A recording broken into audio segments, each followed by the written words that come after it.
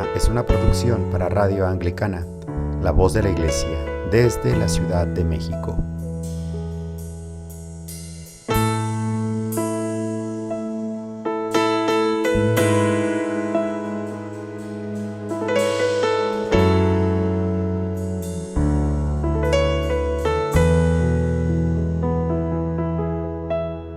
Entra, la puerta está abierta, quiero que conmigo vengas a cenar. Entra, la puerta está abierta, aunque no soy digno, te quiero escuchar.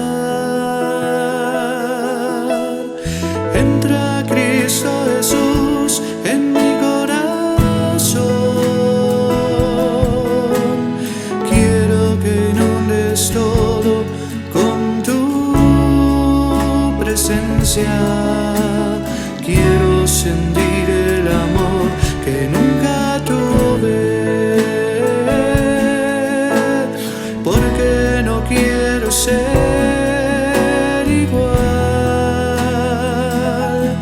cuando amanezca.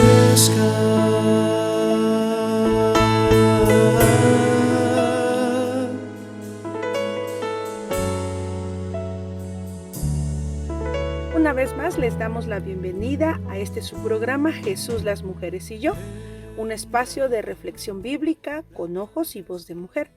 Les saluda la reverenda Elisa Medina Fuentes, rectora de la parroquia de San Lucas de la Diócesis de México. Iniciemos orando.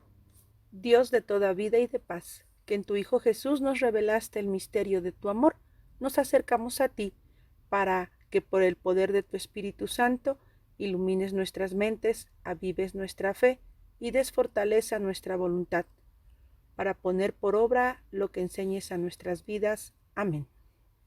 Hoy vamos a reflexionar sobre cómo la relación de amor de Dios Padre a Jesús su Hijo y de Jesús a sus discípulos y discípulas se manifiesta en la relación de amor entre las y los que han sido llamados discípulos y de ellos y ellas hacia todos los seres humanos. Jesús nos dijo: ámense para que el mundo vea y crea que son mis discípulos, y así conozcan que el Padre me ha enviado. Este mensaje cruza el Evangelio de San Juan. Solo quiero que escuchemos 2 versículos respecto a este tema. Juan 17:21. Te pido que se mantengan unidos entre ellos, y que así como tú y yo estamos unidos, también ellos se mantengan unidos a nosotros. Así la gente de este mundo creerá que tú me enviaste. Juan 13:34-35. Les doy un mandamiento nuevo: ámense unos a otros. Ustedes deben amarse de la misma manera que yo los amo. Si aman de verdad, entonces todos sabrán que ustedes son mis seguidores. Así pues, encontramos en el mandato nuevo, el mandato del amor, la base de la relación de los seres humanos. Lo distintivo de la vida cristiana en Juan es eso precisamente, el amor de los cristianos entre sí. De hecho, se convierte en la exigencia máxima de las y los seguidores de Jesús. Jesús mismo lo demuestra con sus actos. Solo por tomar un ejemplo, en el capítulo 13, versículos del 1 al 20, se narra el hecho de que Jesús lava los pies a sus discípulos y les dice: tal como yo lo he hecho con ustedes, vayan y hagan lo mismo, señalando una vez más la importancia del mandamiento del amor. Sería tema aparte el definir si el amor es solo un sentimiento o no, si se puede mandar inclusive o exigir que se ame a una persona o a otras, incluso a aquellas personas que están fuera de nuestro círculo de amistad. Jesús lleva este mandamiento del amor hasta amar a los enemigos y los que buscan deliberadamente hacer un mal. El mandato, pues, de amar a los enemigos y a los seres humanos en general, de la misma forma que se ama a familiares y amigos, sería a la vez imposible e inexacto. Por lo cual, el distintivo del amor en Juan ya habíamos dicho que es el ágape, que es esta calidad, este amor más allá de los apegos familiares. El ágape crea una comunidad de personas libres e iguales. Por eso demanda tener cierta actitud mental, una inclinación benevolente hacia a los más necesitados sin importar su condición, pero reconociendo también que será imposible cumplir tal mandamiento del amor sin antes haber experimentado en nosotros el amor ágape de Jesús. Dicho cumplimiento al mandato del amor es contrario, como decíamos, a nuestras inclinaciones naturales y emocionales como seres humanos. No podemos cumplir este mandamiento confiando en nuestras propias fuerzas. La única manera de poder llegar a cumplir este mandamiento del amor es cuando hemos experimentado en carne propia ese amor de Jesús en nuestras vidas. Por eso, recordemos que el amor del que estamos hablando, el amor que es la base de estas tres relaciones, es el amor ágape y no es un sentimentalismo barato. Pues con qué facilidad decimos, amo mi coche, amo esa música o amo esa película, evocando una emoción, algo que nos da alegría momentáneamente y usando tan ligeramente esta palabra amor. Por eso el amor ágape del que hablamos es el resultado del impacto que tiene en nuestras vidas el amor que Dios nos ha manifestado, que va más de un sentimiento, es un compromiso, es una transformación, tal como lo vemos en Marta y su familia. Pero para vivirlo es necesario decirle a Jesús, yo creo en ti, como es la respuesta que le dio Marta a Jesús, sí creo. Creo que tú eres el Mesías, el Hijo de Dios, el Emmanuel, Dios mismo entre nosotros. Y entonces es cuando vienen los milagros, no por aquello que pedimos o exigimos a Dios, sino el milagro que Dios obra en nosotros, transformándonos, puesto que hemos dejado nuestra vida en sus manos. Esto es el amor ágape, esta sacudida interior solo se hace entendible por el amor de Jesús en nuestras vidas, y entonces así podemos cumplir el mandato del amor. Ámense los unos a los otros, para que el mundo me conozca. Ahora bien, hemos dicho que el amor que Dios Padre le ha dado a Jesús su Hijo se manifiesta en cómo Jesús ama a las personas, pero se revela de manera muy especial en cómo Jesús ama a sus discípulos y discípulas. Y por ende, ellos y ellas están llamados a llevar este amor a todas las personas, incluso aquellas que no consideren de su círculo familiar. Para entenderlo, debemos reflexionar en el hecho de cómo nos describe el redactor del Evangelio de Juan que se puede lograr esta relación de amor de los discípulos y las discípulas de Jesús y de ahí a todos los seres humanos. Y para ello está resaltando la figura de Marta. El cumplimiento del amor ahí en la comunidad juánica que se hace con acciones concretas, palpables y visibles, donde dicha comunidad tenía que vivir a pesar de los conflictos y persecuciones que sufrían. Ahora bien, en conexión al anterior hay que agregar que dentro de la narración del Evangelio de Juan hay diferentes corrientes o afluentes que alimentan, nutren y enriquecen el texto. Es decir, tenemos que entender que cuando leemos el texto bíblico, especialmente los evangelios, no se trata de un texto plano y lineal, sino que este se debe leer como un texto dinámico, tal como un río se va nutriendo de otras fuentes de agua. En mi tesis de licenciatura titulada Práctica Educativa de Jesús, propongo leer el Evangelio según San Juan desde dos afluentes o niveles de lectura. No son los únicos, pero vamos a trabajar estos dos. El primero es Jesús cronológico narrativo y el segundo nivel es el del Jesús anacrónico enunciativo. Voy a explicarlo. Cuando nosotros leemos en secuencia los relatos del Evangelio, se crea en nuestra mente imágenes como el de las películas que hemos visto de la vida de Jesús. Hay una secuencia, es decir, se va narrando a Jesús y a sus hechos y vamos avanzando cronológicamente en dicha narración. Por ejemplo, su nacimiento, bautismo, el desierto, el llamado de sus discípulos y así hasta llegar a su arresto, juicio, muerte y resurrección. Y aquí viene lo interesante. Si te pregunto, Cuando se narra este texto, ¿Jesús ya había sido llevado a la cruz o no? La respuesta es no, ¿verdad?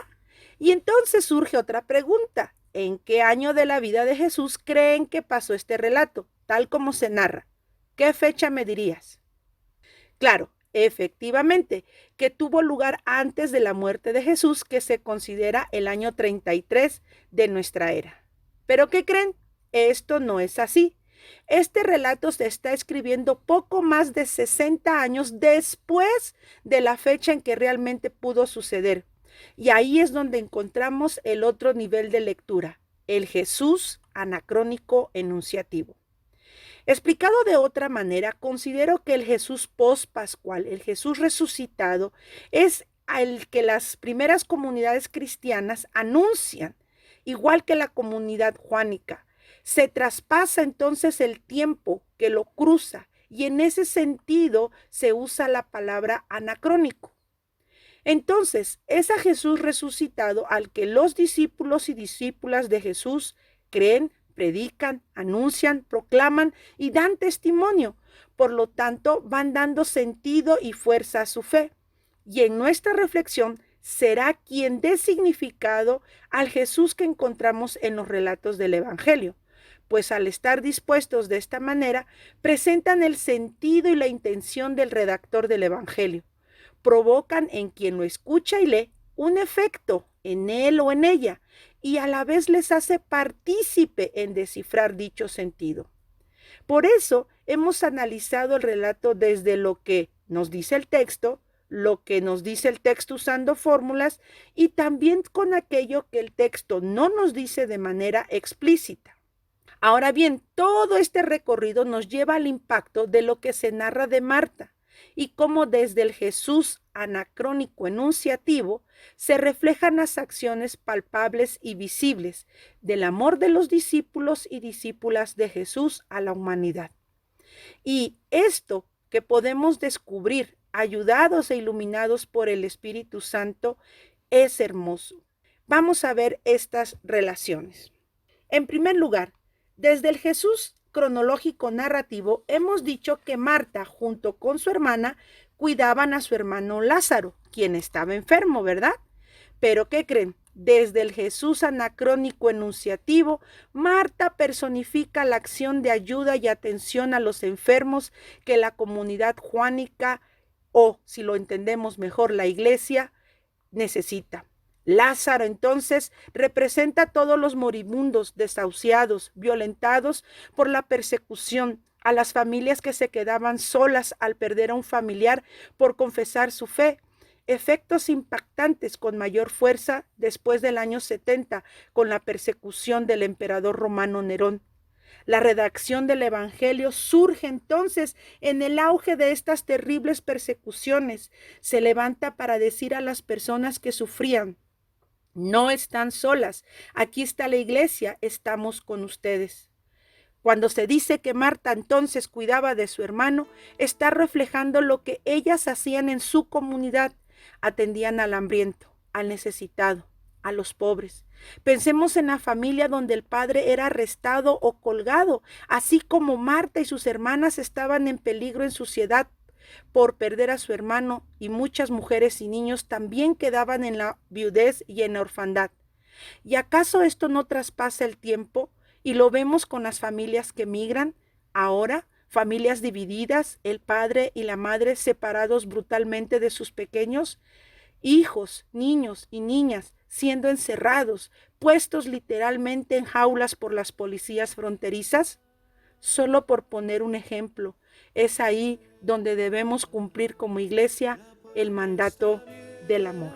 Con esto en mente, vamos a nuestra pausa musical. Te quiero escuchar. Entra Cristo Jesús en mi corazón.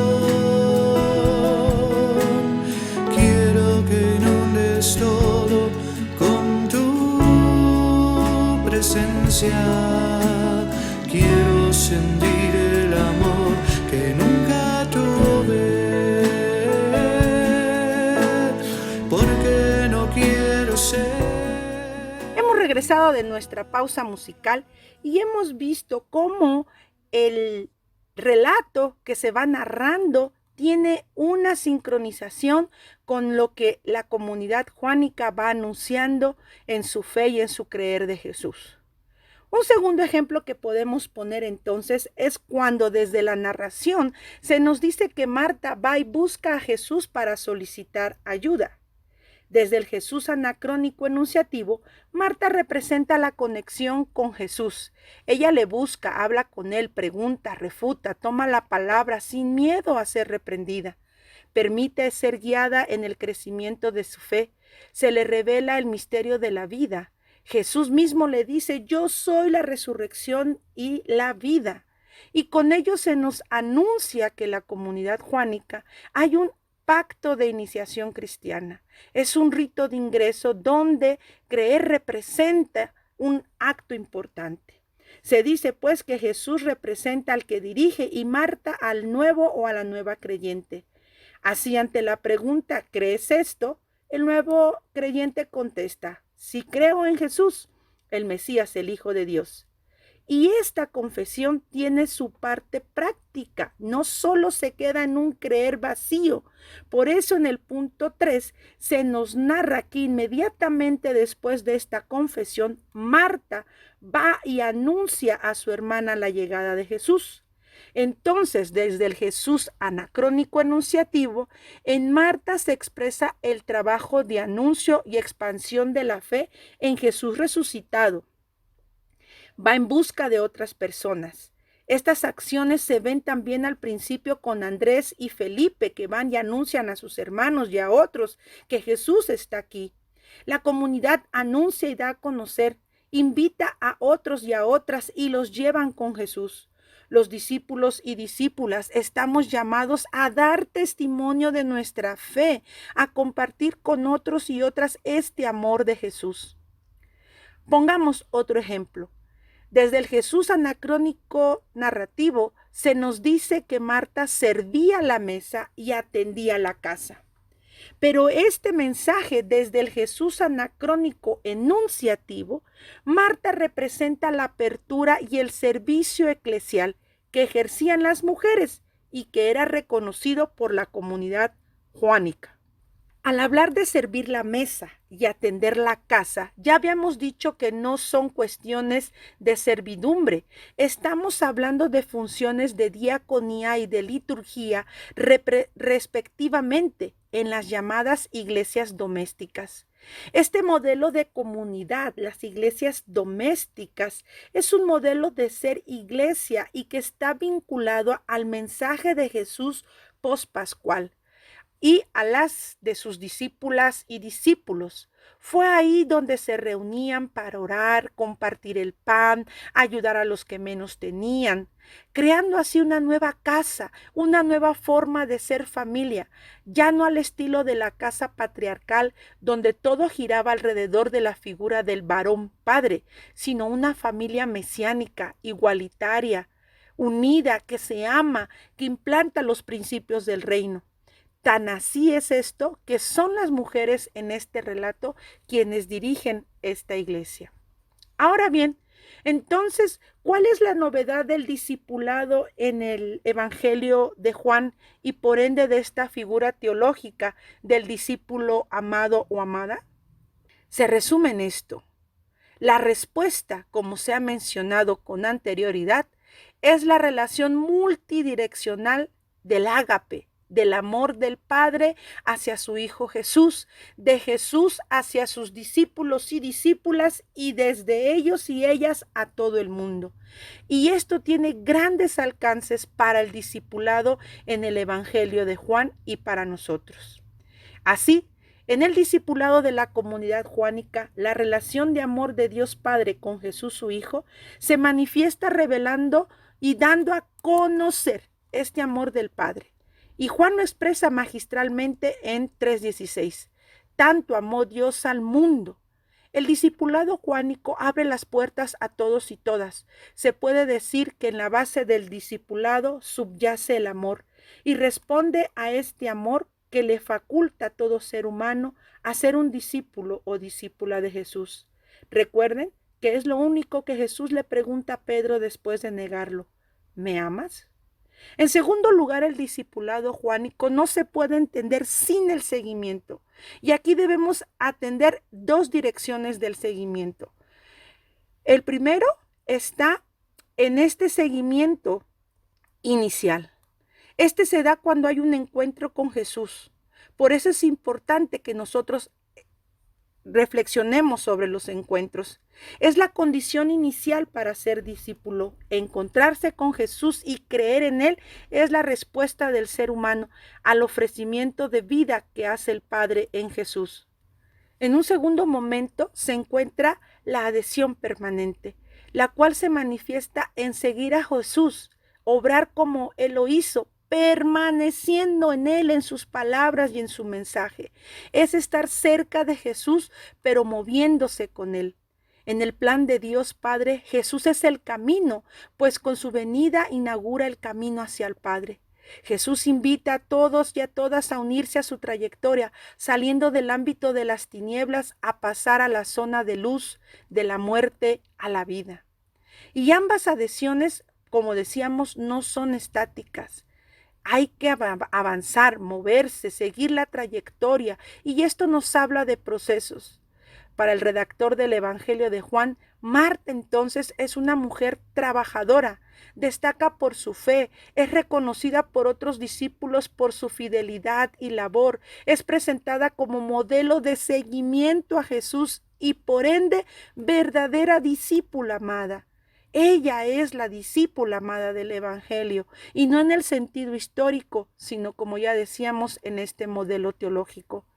La maduración de su fe y su presentación en el Evangelio de Juan como discípula amada no se da de la nada, dice la teóloga Elisa Esteves. Marta, en su apertura radical a la palabra del Señor, se deja conducir por Él hasta llegar a una aceptación total de su misión como generadora de vida en abundancia para todos y todas. Su fe va creciendo hasta alcanzar la madurez de verdadera discípula.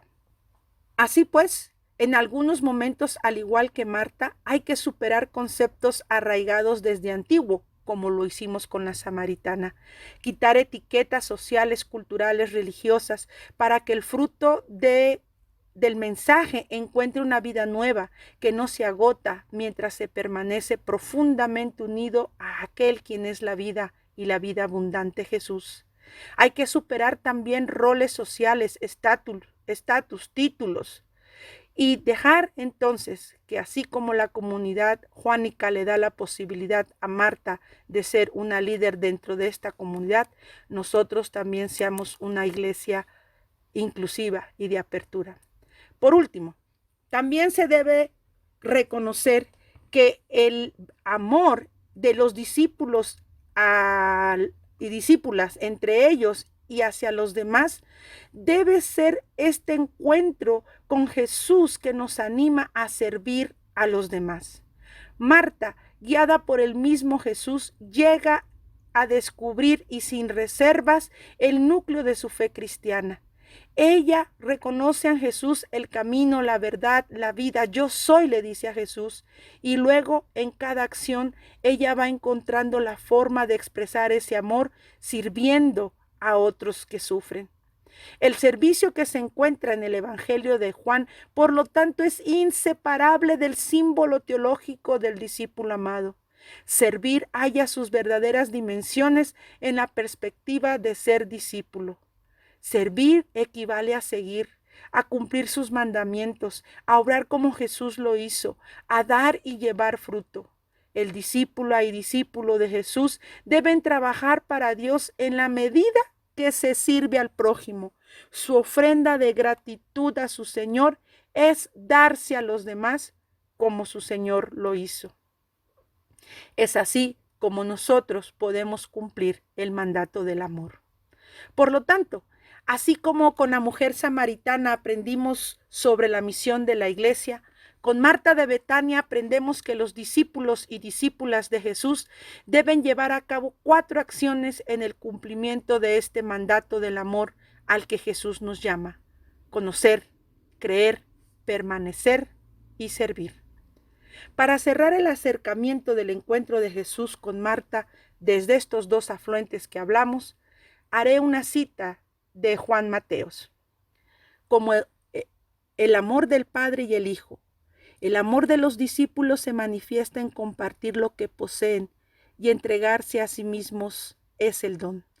Lo mismo se expresa en la familia de Betania. La muestra de amor y homenaje a Jesús como dador de vida ha de convertirse, después de su muerte, en la muestra de amor a los pobres, que han de estar con los discípulos, admitidos y aceptados como hermanos. La condición para ese amor a los pobres será el homenaje a Jesús el día de su sepultura, es decir, la fe en su victoria sobre la muerte y la gratitud al dador de la vida definitiva. Hasta aquí la cita. Oremos.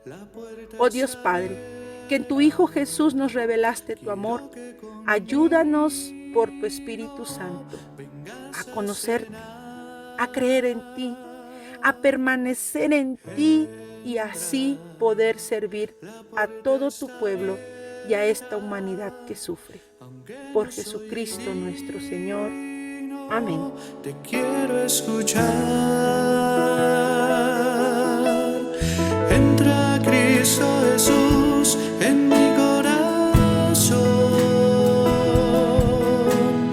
Quiero que inundes todo con tu presencia. Quiero sentir el amor que nunca tuve. Agradecemos al obispo de la Diócesis de México, Reverendísimo Carlos Touché Porter, de la Iglesia Anglicana de México, por su visto bueno y apoyo. Agradecemos también la música de Julio Hernández, miembro de la Parroquia de la Resurrección en la ciudad de Toluca, Estado de México, en México, y al equipo de producción de las parroquias de San Lucas y Santa María Virgen en la Ciudad de México. Y gracias también a Radio Anglicana por ser un espacio de comunicación común para la comunidad hispana en el mundo, por el cual hemos podido llegar hasta ustedes.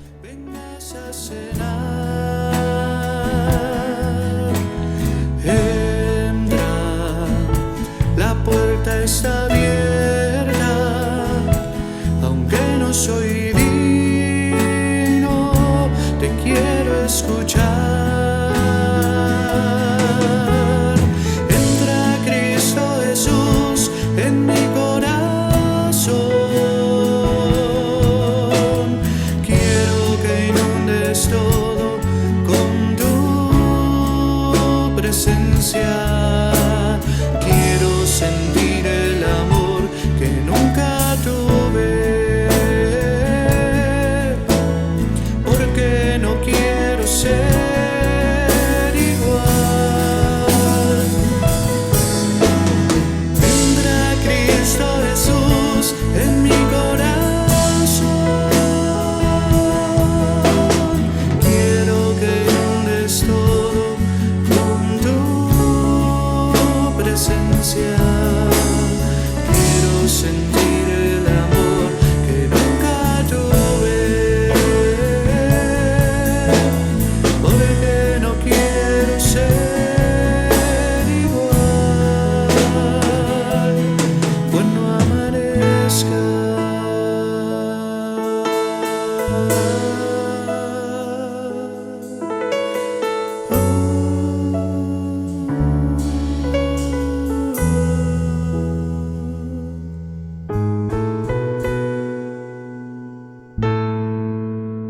Firmes que adelante, pues desde la fe. Usted está en sintonía de Radio Anglicana, transmitiendo vía internet en www.radioanglicana.es. También puede escucharnos en su dispositivo móvil, descargando nuestra aplicación para Android e iOS.